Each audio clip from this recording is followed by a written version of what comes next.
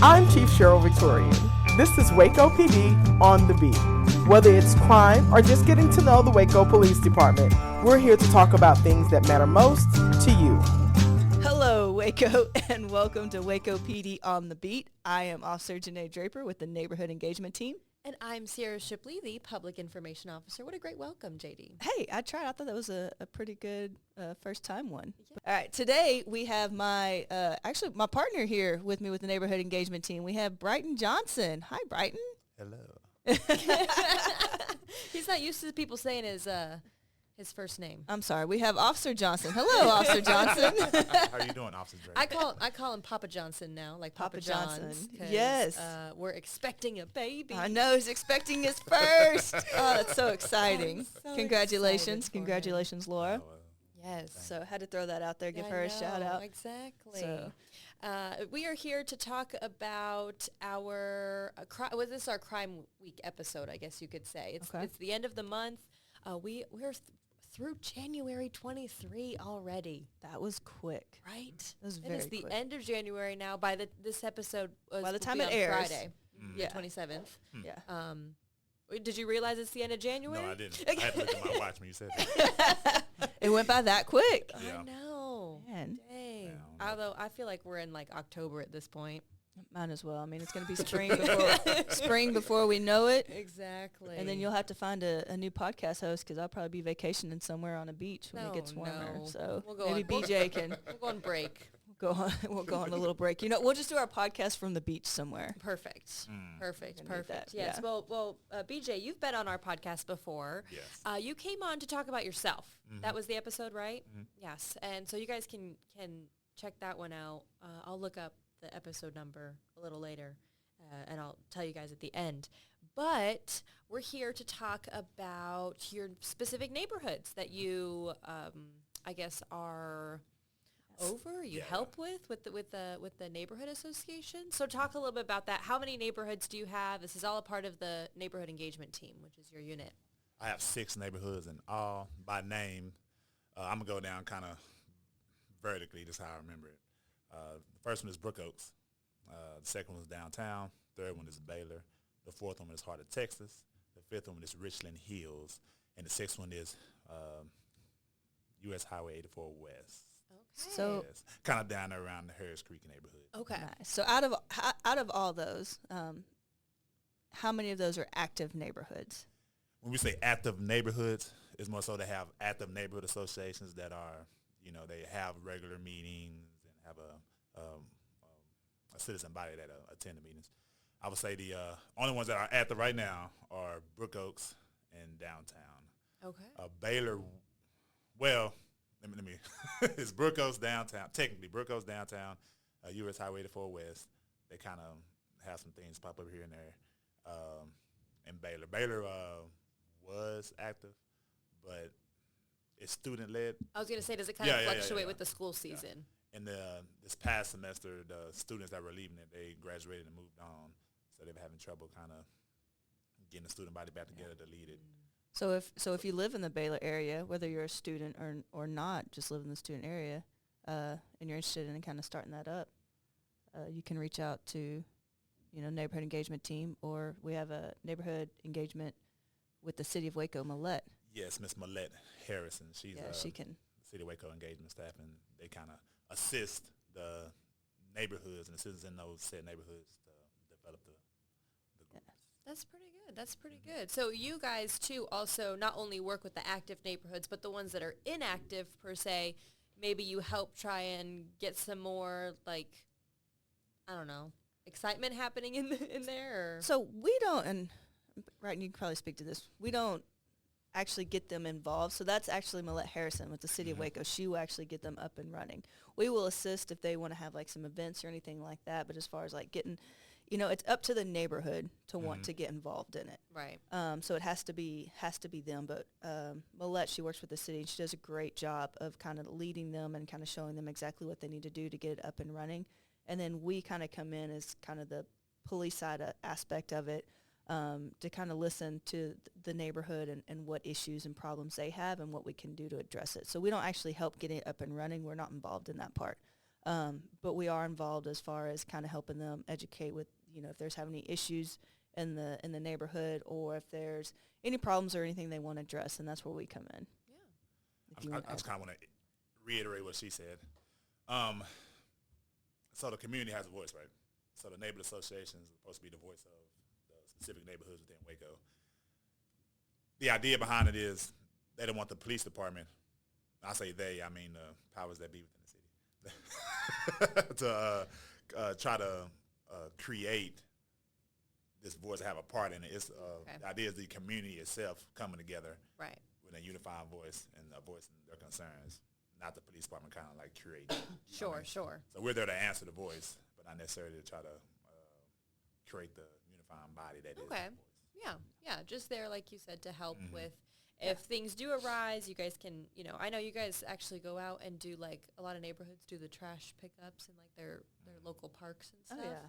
Like, we'll get involved. I know BJ does a lot with the villages when it was during the summertime, passing out popsicles and just kind of going out and getting involved in the areas and stuff. And I know you can speak to that, but I know, like, so my neighborhoods, we have different neighborhoods. There's 5 of us on the team, 5 officers and 1 sergeant. We have different neighborhoods, and, one specifically, Brookview, they had a park cleanup. So I went out there and helped them pick up trash and stuff like that. So any kind of different events and stuff, we'll be involved as much as we can. We might not be involved in every single one because we are learning there are a lot of things that go on, and so there's only 5 of us, and so we just cannot be stretched, that far. But we try to get involved as many of them as we can. I was going to say, I forgot the number off the top of my head. Do you guys know how many events y'all participated in last year? A lot. Like A lot. I thought it was like A lot times, like 10. for some reason, like, the number 81 is popping into my head, and I can't remember what that number's for. It was more than that, It was yeah. more than that. Yeah, if we had the thing in front of Yeah. the list in front of us, but I know that there was a lot of, because it's not just big events that we do. We do, small things, big things. It's a lot, but we love it. We enjoy it, and I think just the community response behind it has been really appreciative, and they've enjoyed it as well. Absolutely. I think it's awesome it's just one more way that we are trying to, insert that more relational policing and just seeing us from a different viewpoint or just another way to help. A lot of our, obviously, patrol officers, they're very much, obviously, they show up after the incident happens, right? Yeah. And so you guys are able to, you have a different unique position where you're able to see these stats kind of come in, or you're able to interact with these communities kind of one-on-one in a closer level, and maybe they can say, like, hey, something weird might be happening, I don't know, I can't tell, and maybe you guys can go in and be more of, the proactive approach. Yeah. So I think it's awesome. That's great. So for these episodes, I guess we're going to be doing kind of like a series, right? I think so. I think we kind of talked about this, and I think it'd be good to kind of do a series on kind of with just the different neighborhoods, and kind of talk about, each neighborhood and things they have going on, if they're having any events going on, or if they're having, like, maybe a spike in a crime or an issue or something like that. We could talk about it. And I think it'd be good to do kind of a series with each neighborhood here in Waco. And then if you're listening and you're hearing one of these neighborhoods we're talking about and it's not an active neighborhood, and you're like, hey, I'd really love for it to be, and when I say not active neighborhood, I mean not an active neighborhood association, and you want to help, maybe kind of you and your neighbors get together and maybe start it up. We can list Millette's information. You can go on the City of Waco website and look for the neighborhood engagement and see what you can do to kind of help get that started. So I think this will be a good little series we got going on. Yeah, I think so. We'll have each of the neighborhood engagement officers come in and talk about their neighborhoods. BJ, out of your 6, we're going to talk about 3 this episode, right? Okay, very good. And so which 3 are those again? Brook Oaks, downtown, and Baylor. Brook Oaks, downtown, and Baylor. Yeah. Okay. Yeah. So we'll talk about, like JD said, the increases in crime, but also kind of like, if there is like a significant decrease, maybe there was a spike and now it's kind of leveled off. That's great. Let's, continue to do what we're doing and take our tips and advice and kind of a help us help you situation, right? Yeah. So and just to reiterate, this isn't like singling out any one neighborhood. No. This is like, we're going to hit all the neighborhoods and just kind of talk about the different things. going on in each neighborhood. So I'm excited. I'm kind of excited for this series. I think. Yeah. And these will be on our kind of more last week of the month episode, kind of more toward our crime stats, since that's what we'll be talking about. So I'm excited. Yeah. So BJ, we'll let you take it away. So let's talk about, what do you want to talk about first? Which neighborhood? Let's talk about downtown first. Downtown. There's a song. It's called Downtown. It is. It's by, what's his name? Macklemore. Really? Right? Because I thought it was a lady. Or is it Bruno Mars? I get those two songs confused. I really thought it was a lady that sung it. I think I could be wrong. Okay. Yeah, We'll look it up later. Yeah. We'll sing it later. off the air. so downtown. Well, first, we've said it before. Overall, our crime stats have gone down for the entire city of Waco. But of course, that doesn't mean that crime has gone up in maybe certain areas, certain neighborhoods, which is what we're here to talk about. So, BJ, what are you seeing, for the year of 2022 in downtown that kind of popped out to you? Well, on a positive note, in downtown, robberies are down 50%. Okay. So that's good. That's pretty really good. Yeah. The second most positive increase is criminal mischiefs. And criminal mischief is, that's somebody breaking out a window, could be defacing the building. Sure. With how these crime stacks are delineated, that could include graffiti, As they say, and downtown, has a larger area where the graffiti might, so having that decrease is actually really good. That's down 30%. And those are the main two positive increases. Sure. But as far as what's negative and the biggest increase I see in downtown and the greatest concern to me is car break-ins. Okay. Because in 2021 in downtown, there were 54 car break-ins. For the whole year? Yeah. But in 2022, there was 109. Oh, wow. 109, so there's a 102. % increase. Yeah. Yeah.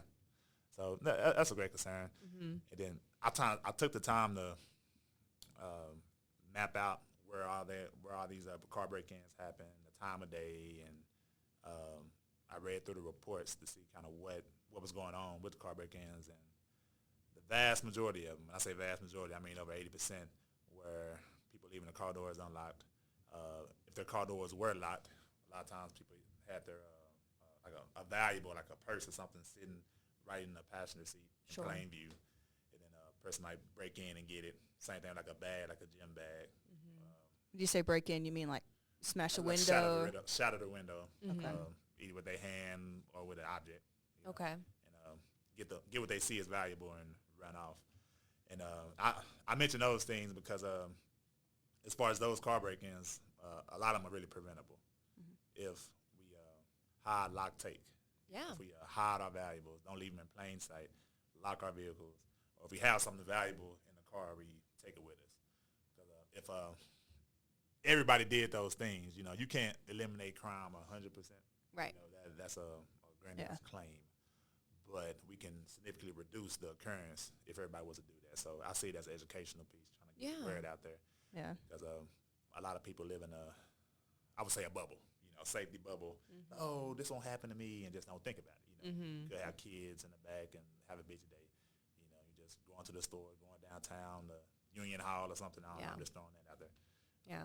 Get something to eat and just forget you have something valuable just sitting in plain view. Absolutely. And there's always bad guys out there looking to take advantage of or get an easy target. Yeah, I think when we talked to Chief on the end of the year, we talked about opportunistic, and I think a lot of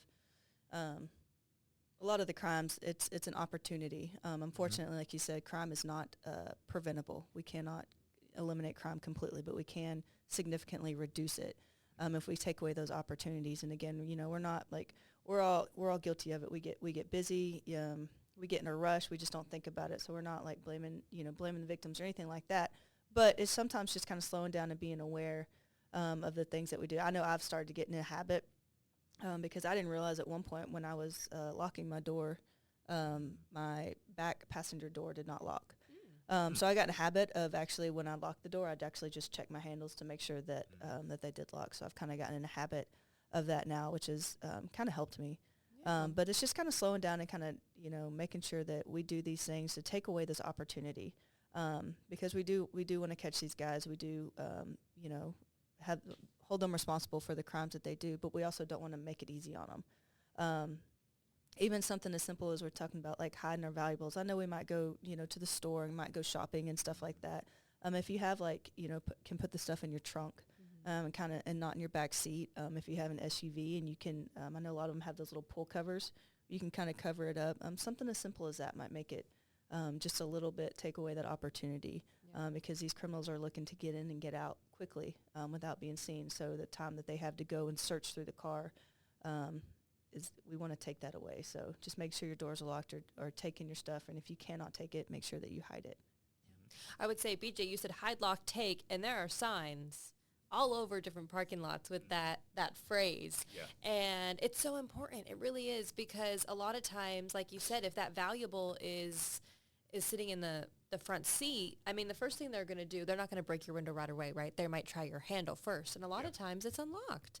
And so we want to make sure that we're always just, whether you forget to lock your car or not, I mean, leave a sticky note or reminder or something to just make sure to, lock your valuables. A lot of times too, downtown, we definitely get a lot of tourists, of course, with Magnolia. And so I'm sure that a lot of those, tourists might become victim too, just because of shopping and driving downtown, and maybe they just throw their stuff in the back seat. But it's even simple as, just putting it in the trunk, so it's not seen or out of sight. And you mentioned tourists. So in my analysis of the downtown BMVs, I saw at the top place that one of the the top place in downtown that a lot of the car break-ins were happening was a motel. I'm not gonna say the name. That I presume that a bunch of tourists stand there, maybe just leaving the car doors unlocked or valuables or what have you. My plan is in the near future is to go to this motel and just kind of talk to them about it and see if there's anything that we can do to try to reduce that likelihood, whether that's security or signs, education as to the the people who stay at the motel for whatever time. Yeah. And it's really easy to forget too. I know there's been plenty of times where I am walking away and I probably get into wherever I'm going and I went, did I lock my car? I don't remember. Well, and even on that aspect, I know we talk about just making sure, taking care of our own vehicle, but even watching out if you see something, like if you see somebody, a lot of times they might have a hood up covering their face or something and just kind of, just looking suspicious. Don't, you might be, what can help prevent that. If you see something, call the police department, say, hey, this person, I saw him checking a car handle, or he's just kind of walking around. He's been kind of lingering in the parking lot and stuff like that. It might be nothing, but it might be someone who's actually out there breaking into vehicles. And, an officer can come out, talk to him. If it's nothing, it's nothing. But if he is actually breaking into vehicles, we might be able to identify him. And, if there happens to be a BMV or a buried motor vehicle and of a suspect that matches that description gets him on camera, we might already have that person identified. So, do your part too. If you happen to see something, make sure you call it in and let us know, because, we can't, we get busy, we forget these things, but we also, can also help prevent them as well.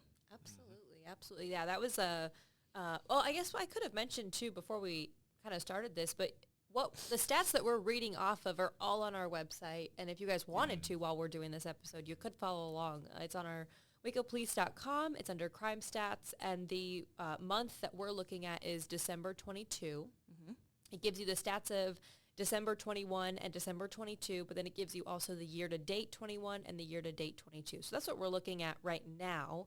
And a lot of times, too, as we're going through these stats, you might hear something, BJ had said that robbery in the downtown neighborhood was down by 50%. And so that is awesome. And we want to make sure that, as well as we say 50%, we had 14 robberies in 2021 and 7 robberies in 2022 in the downtown neighborhood. So it's really good to just say, to be able to look at the numbers and the percentages at the same time. Yeah. And so at the very top, if you're following along with this on the website, it has it breaks down each of the categories. But if you scroll down kind of further down towards the bottom, it has the neighborhoods, but then it breaks down like the addresses and the locations of where these happened, and actually like the times and stuff that all these things took place. So it's a good educational tool to kind of look at, and that's what we as a neighborhood engagement team, that's what the crime analysts and stuff, like we look at these things. I know Johnson, that's what you said when you analyzed. You broke down each BMV, and we say BMV, I mean Buried Living Motor Vehicle, for the downtown area.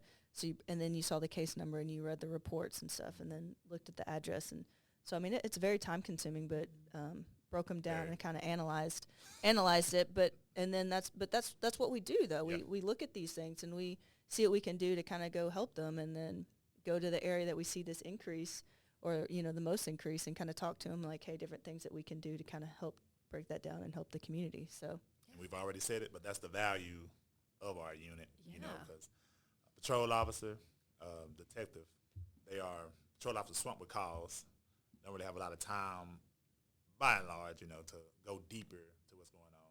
Detective, kind of same thing. You got all these cases pending. You got to work all these cases, and every single case is very complicated. Might not have time to truly take the time to go deep into what's going on. Mm-hmm. We can. Yeah. So that's what we do. Go deeper and see if there's anything we can do to truly solve the problem or reduce the problem. Yeah, because we definitely want to get, we love to see, like when we did the year end, like when we say green across the board, if you're following, you see like the yellow, the green, and the red. We'd love to see the green. That means a decrease. And so that's what we really, really want to hope and strive for. So Right. Absolutely. Well, as we continue on, so we've got downtown covered. BJ, anything else that we want to mention on downtown stats? So positive, not stats wise. Can I mention something else? Yeah, absolutely. So downtown has just it's been a few months as a newly formed neighborhood association. The downtown neighborhood, and if you live in the downtown boundaries, anywhere downtown, please come and join the neighborhood association to voice whatever concerns you have, just get involved in your community, because that's a way that we can all work together and try to make things better for downtown. And that's not just living. That if you have a business downtown as well, right? You can also be a part of that neighborhood association. Yes, because a good number of the members of a downtown neighborhood are business owners. Yeah, because it doesn't have a large residential area. Yeah, and that's why we like to get people involved in the neighborhood associations, because we want a full view of the community. Mm-hmm. We don't just want a small percentage. Yeah. So as many people from that that neighborhood get involved, you get more of the neighborhood's voice, and that's really what we want. So the more people, from a certain neighborhood that can get involved in each of their neighborhood association, you get more of the full neighborhood, and you get more of the full voice, and more of the real issues that are really going on all over the neighborhood. So that's really why we try and strive for a lot of people to get involved in that. So that's just a little spill on getting involved in neighborhood associations. So. That's awesome. All right, so we've talked about downtown, and we are moving on to Brook Oaks. Brook Oaks. Okay. So what is something that we need to mention there? Well, before we get started, why don't we, in case people don't know where Brook Oaks is. Oh, yeah, let's talk about that. Let's talk about maybe the boundaries of where, because, downtown, you can kind of figure that's probably downtown area. Downtown, but Brook Oaks, might be maybe just some major thoroughfares that might encompass. It might not be the exact thing, but it's. So Brook Oaks is north. Sorry, I don't know what you were looking at. Waco north of Waco Drive. The boundaries runs from Northview Parks. So let's say Waco Drive, Northview Parks of Waco Drive up to Herring, then over Waco West over to north of like 17th Street, 18th Street area. Oh, okay. So that broad area is. It's pretty much Waco Drive to Herring, the river, to about 17th, 18th Street, kind of that area. Yeah.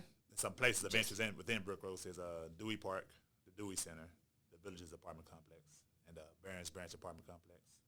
I like World Cup Cafe. You do like that place that we have. Yeah. Ham and Swiss. Yeah. The you've ham taken and us sandwich. Mm-hmm. Yeah, you've taken us to lunch there before. That was delicious. Yeah. D's Mediterranean, et cetera, et cetera, et cetera. Yeah. So if y'all, for those of y'all that don't know, Officer Johnson knows his food. Yes, I do. He knows where to go eat, delicious places, food. Exactly. So if you see him out and about and you're looking for something to eat, he is the man to go to. He took us to World Cup Cafe, and I'd never ate there before, but it was delicious. Mm-hmm. Oh, I loved it. I only had the French fries because I had just finished lunch, and then you all wanted to go to lunch, and I didn't want to miss out because you all raved about it, but I wasn't hungry.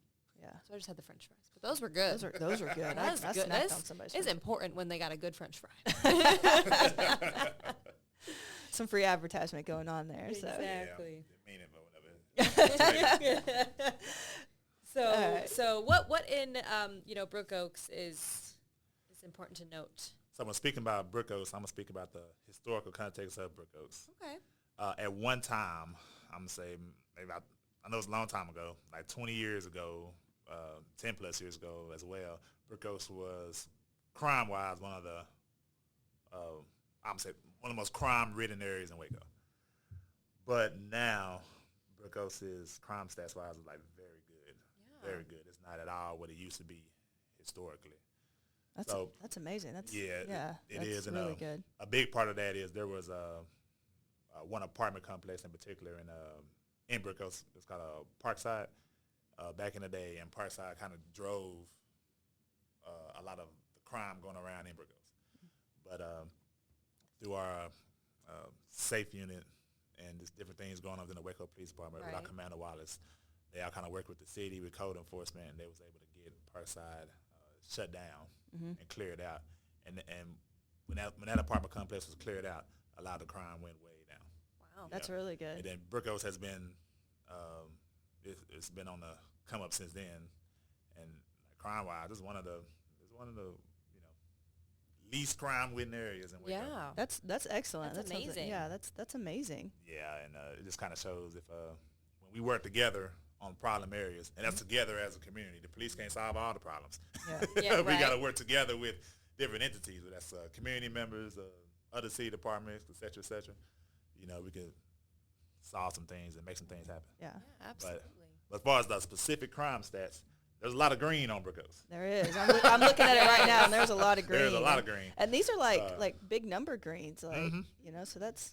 So the biggest green is stolen vehicles. So in 2021 there were 20 stolen vehicles, and in 2022 there were 5. Wow. That's a 75% decrease in stolen vehicles. That's pretty good. Yeah. And that is, 20 to 5. That is amazing. That's really good. From robberies. Okay, I just want to jump in real quick because that was terrifying. Yeah. So we just had some major technical difficulties. We thought we lost the entire first half of this podcast. We already sent out a schedule to reschedule and redo it because we thought we lost the entire thing. We thought we had to restart all of this. Messed up our groove. But we don't. No, we BJ don't. was in the flow. So that hard cutoff at robberies with Brook Oaks, that was because our podcast just completely shut off. Yeah, but thanks to you and your good technical skills. I have no idea what I did. But you did something and got it back. And got it back. As of right now, we think it's still there. Yes. So where we left off, which was Brook Oaks and their great efforts into reducing crime in their community, which is awesome, just from where they were to where they are now. Yep. Like BJ said, it was a great example. So what were you going to say about robberies, if you can remember? Before it got I know off. first I mentioned the how the stolen vehicles was the most positive decrease in crime, going from a 20 in 2021 to 5 in 2022, 75% decrease. And robberies were a 60% decrease, with 10 in 2021 and 4 in 2022. That's great. So that's great, and those are the most noteworthy. Right. So, decreases. Yeah.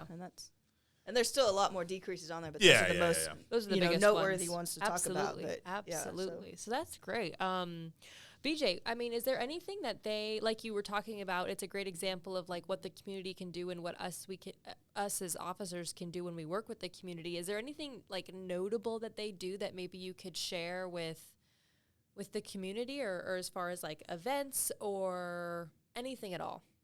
So I know previously I mentioned downtown's neighborhood association. Brook Oaks also has a robust neighborhood association. It's one of the oldest that has been in existence in Waco, and they are very involved in the community as far as spreading information, talking amongst community members. That's a big reason why Brook Oaks is the way it is today, because of the Brook Oaks Neighborhood Association. Mm-hmm. Their president, Mr. Sammy Smith, he has been over it for a long time. Yeah. And their He's a great community stakeholder in the Brook Oaks, and just that neighborhood association of itself has just, been a great partner with the Waco Police Department in combating the crime over the years. As far as the neighborhood at large, a lot of the problem areas, quote unquote, has been very cooperative with the police. They have worked with us in order to try to reduce their crime. Well, that was the Villages Apartment Complex now. They're under new management, new ownership, and they're about to join our crime-free program with our safe unit, which will reduce the amount of calls there and problems that we've kind of been having around that area. And just speaking on the management, they've been real pro-police, trying to get involved with the community and what they can do, and taking pride in what they can do to reduce the crime. I know, just trying to talk about that. So that's actually really exciting. Mm-hmm. And it's just the partnerships. It all comes down to the partnerships. Facets of the Brook Oaks community being willing to work with the police and work with other entities that has a community in mind. Mm-hmm.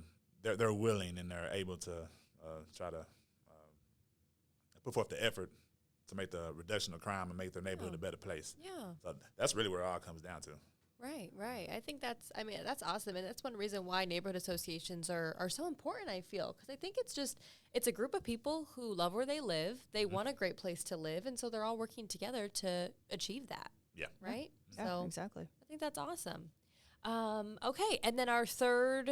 Hold on. Speaking of, wait, before we move on from Brook Oaks, speaking of Brook Oaks, an event that I think that will be hosted in the Brook Oaks Neighborhood Association. BJ, do you want to? Yeah, I'll speak a little bit on it. Okay. So last year, the NET unit, we had the community opportunity event. Mm-hmm. It was at the City of Waco Multi-Purpose Center at 1020 Elm Avenue in East Waco. But this year, we have decided to hold it in North Waco at the Dewey Center / Dewey Park. We'll work in conjunction with the Waco Parks and Recs Department. Okay. And we're in the beginning of trying to plan and all that. But that should be very good, because the mission of the community opportunity event is to target the youth in Waco and in specific areas, and try to provide them opportunities for the future, whether that's military, mentor program, different jobs.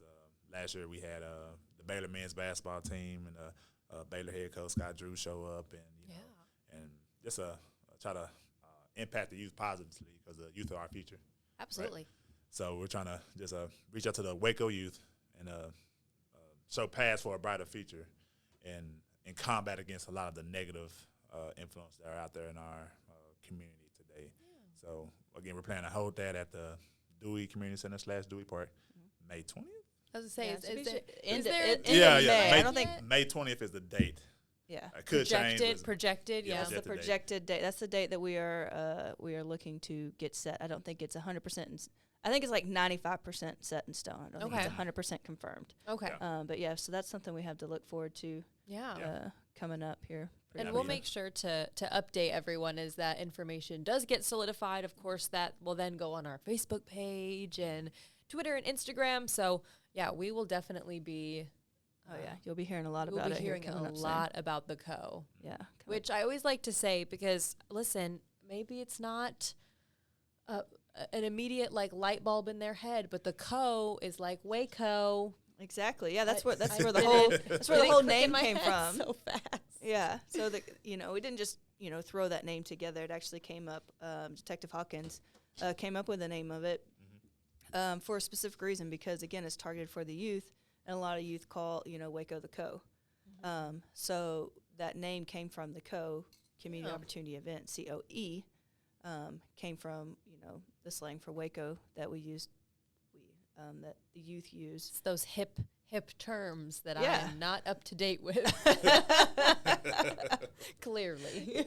You're getting better. You're getting better as we go. Well, cool. Well, great. We'll make sure just to update y'all on that when that's all set. So that's exciting. I'm excited. And our next neighborhood is the Baylor neighborhood. The Baylor Sick'em Bears. All right. I like it. So what we got there? So in the Baylor, just like Brook Oaks, there is a lot of green. A lot of green. And which is excellent. so what's great about this, historically, just kind of like with Brook Oaks, Baylor historically was one of the top areas for car break-ins. Okay. Mainly that's because of every year you have a new influx of new students. Right. You know, They're stressed. They're busy. Stressed, busy. It's their first time on their own. You know, a lot of responsibility that comes with that. And leaving car doors unlocked, leaving valuables in car doors and cars and everything like that. That's it was prevalent. And most of the bad guys, they know that. They know each year, each August, you have a brand new wave of Baylor students, and they go and kind of try to prey and see what they can get. Right. Stolen vehicles were rampant. And that's I'm gonna touch on this for a little bit because stolen vehicles is similar to car break-ins. That is a crime that can't be preventable based off things that we ourselves can do. So just like with car break-ins, you have people that leave valuables in sight and everything. A lot of people will leave like a spare key in their car and leave the car door unlocked. You know, so if someone tries to break into your car, initially they're trying to break in to get some of the valuable and just take off, get in, get out. With the stolen vehicles, they'll break in like, oh, there's a key. They look to their right, to their left, don't see nobody, and they'll start the car up and take off. Cars gone.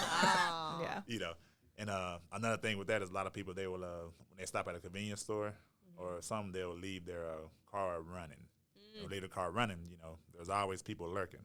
There are people lurking outside and trying to, you know, like Officer Draper said, take advantage of opportunistic crime, and a lot of them, they'll jump in the car and just take off. You know, but I just touched on that because that has that was rampant, but that has decreased as well in Baylor from 2021 to 2022. That's awesome. Because in 2021 there were 41 stolen vehicles, and in 2022 there were 31, so 24% decrease. Decrease.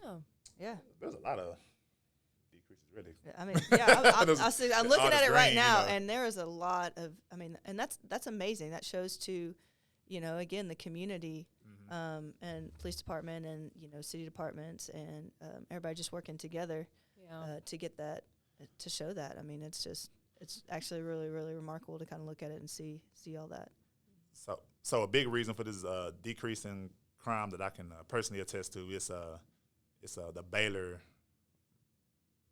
Department of Public Safety. Yeah. The Baylor Police Department. They primarily deal with the students directly. And the Baylor residential area, you know, it's majority students. There's a good portion here and there that's not students. You know, there's this regular Wacoans, but majority of students, and the students are the vulnerable population really that the bad guys kind of prey on. Baylor DPS does a good job of getting information out. High Lot Take, they have a great program, an initiative at Baylor itself to try to get students aware of their surroundings. That's the biggest thing, because we call Baylor the Baylor bubble. You know, because a lot of students come in from out of state, whether that's wherever, you know, California, from another country, and they come here, and you know, Baylor is a great educational institution, and they come here and Baylor, and you know, they just see the word as Baylor. You know, oh, my little bubble right here. Oh, I'm gonna walk over here, and you know, they might, you know, perceive. They might have trouble perceiving that you know, everybody don't have their best interests. Right. You know, so like again, Baylor DPS does a good job of educating the students. Yeah. And we partner with them on a lot of things. You know, we consider them a partner. So you know, can't mention all these great greens and everything over there without mentioning them, because they do a good job with Baylor students. Absolutely. And I know, you know, and you can attest to it too, because you actually worked when you're on patrol the Baylor area. Baylor, you know, they do a lot helping us out, and I mean, they're out patrolling a lot, you know, driving the area. So, I mean, I got to give a shout out to them as well, because they are very, very helpful in the partnership, and also a part of having the decreases that there are. And when we do see, let's say, an increase in BMVs or something like that, because that's an easy one to talk about, right? Yeah. But when we do see an increase in that, I always reach out to the Baylor kind of communications and marketing over there to let them know, hey, we're seeing an increase in this. Can you also push out to your students? You know, like, we're posting on our Facebook page that it's happening, and we're telling the local news media that it's happening, but, you know, Baylor kids aren't really going to pay attention or watch that all the time, or maybe see it. So, but they might listen, they might see an email that comes into their into their inbox. So I always reach out to them when we do see increases like that, and I tell the detectives, like, hey, if you're seeing something that like Baylor kids are specifically being targeted for, tell me, because we got to get that information so they can help spread that word too. Yeah, exactly. So that's awesome. That's good. And I even see like the BMVs were, like you said, down 42%. Mm-hmm. And That's that, pretty good. and I believe that was the biggest, one of the biggest decreases in my neighborhood as far as BMVs, because in 2021 there were 130 BMVs, and in 2022 there were 76. And with Baylor historically being that problem kind of area with car break-ins and stolen vehicles, that is amazing decrease from year to year. Yeah. So Right. that's, I mean, we talk about it a lot. Yeah. I mean, I'm sure those people that hear us every time and are doing these things to prevent from being victimized, they might be a little tired of hearing about it, but it's just something we always have to talk about, because there's always going to be someone that just checks the car handles. There's always going to be a time where you just forget to lock your car. There's always going to be a time where you forget. I can't tell you how many times where, like, for some reason, I'll be, my purse goes in the back seat. I rarely do that, I guess, but I don't know, one random Tuesday, my purse will go in the back seat, and then I'll go in the house, and the next morning I go, oh my gosh, my purse was in the overtime. Yeah, you just get busy. I mean, Yeah. it's, it happens to all of us. And it's just kind of, sometimes you just got to slow down and think about those things. So again, like, we get it. I mean, we're not out here blaming anybody. We are guilty of it. We'll be the first to Absolutely. say that we Oh, all do yeah. it. Oh, Yeah. yes. So we just, but that's what this is for. That's why we talk about it and educate it and talk about it some more, just so we can remember and be conscious about it. So, and I mean, again, like we're talking, I know Baylor's probably, had a historical having those up, but I mean, I'm looking right here at the grand total. There's a 20% decrease of overall crime in Right. Baylor. I mean, Right. those are excellent stats. And when we talk about, Waco's crime overall, like mainly, everything is decreasing, and just seeing that, I mean, that's just that's just a test to not only like the department, but the community, the residents, doing their part, the stakeholders. I mean, that this is everybody's involvement. And that's awesome to see those numbers. Yeah, I absolutely agree. And I think, too, that obviously, like you said earlier in the podcast, BJ, we can't decrease, we're never going to get 0%, right? Yeah. As much as we want to, we're never going to have 100% eliminated crime, right? Yeah. But we can continue to try and keep going down, and we might see a few spikes here and there, and that's what we're here for, to continue to talk to you guys and spread awareness and have our officers out there to help you out. So, I mean, crime is just such a roller coaster, I feel. It is, but it is, but we can,